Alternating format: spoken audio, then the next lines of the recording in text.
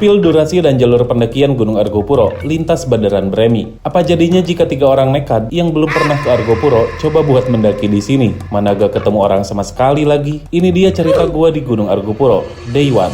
Dengan jarak 63 km dan durasi pendakian 4 hari 3 malam, supaya penjelasannya lebih detail, video ini akan menjadi 4 bagian video yang terpisah. Gak apa-apa kan? Gue mulai perjalanan jam 8 pagi dari basecamp Bandaran menggunakan ojek terlebih dahulu untuk menuju Mata Air 2 dengan harga 350.000 per orang. Sumpah, ini pengalaman naik gunung ojek termahal yang pernah gue rasakan. Kira-kira apa sih yang bikin mahalnya? Pertama, karena jaraknya yang jauh. Ya, sekitar 10 km lah. Dan bisa memakan waktu perjalanan selama 2 jam. Apalagi kalau musim hujan, perjalanan naik ojek ini bisa jadi 3 jam. Lihat noh, ban aja sampai dirantain. By the way, kalau kalian jalan bisa memakan waktu sampai 12 jam, bahkan lebih. Kali ini gue baru sampai Mata Air 1. Kalau dulu ojeknya cuma bisa sampai sini. Tapi sekarang gak tahu kenapa udah bisa sampai Mata Air 2, bahkan sampai ke Cikasur.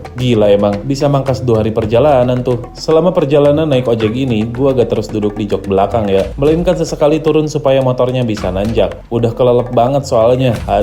Akhirnya gue sampai di batas kawasan dan istirahat terlebih dahulu. Setelah nungguin abangnya sebat, kita lanjut jalan lagi menuju Mata Air 2 dengan trek yang udah lumayan landai dibanding trek perkebunan sebelumnya. Tapi tetap aja ada bagian di mana gua harus jalan. Ya udahlah, akhirnya gua sampai di Mata Air 2. By the way, di sini juga ada area camp untuk kalian yang jalan dari base camp menuju sini. Akhirnya kita start pendakian menuju Sabana Kecil di jam 10 siang. Jalur menuju Sabana Kecil ini dominan landai dan turunan, tapi kalian harus tetap hati-hati karena jalurnya yang licin, apalagi sesekali jalurnya menjadi kecil karena imbas dari dilewatin motor. Katanya Gunung Argopuro ini flora dan faunanya masih terjaga. Dan benar aja, sebelum di Sabana Kecil, gua ngeliat teman kalian, si Lutung, yang sedang bergelantungan.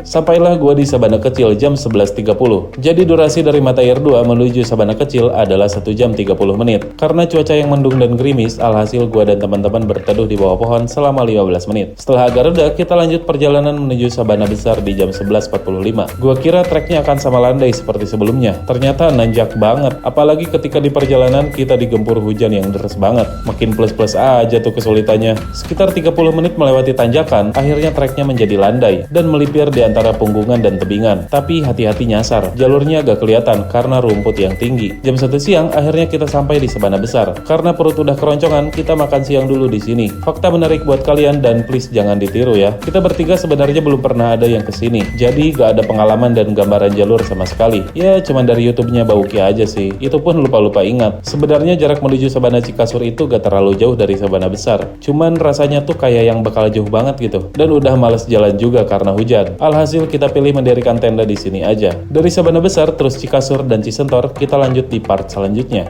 See you.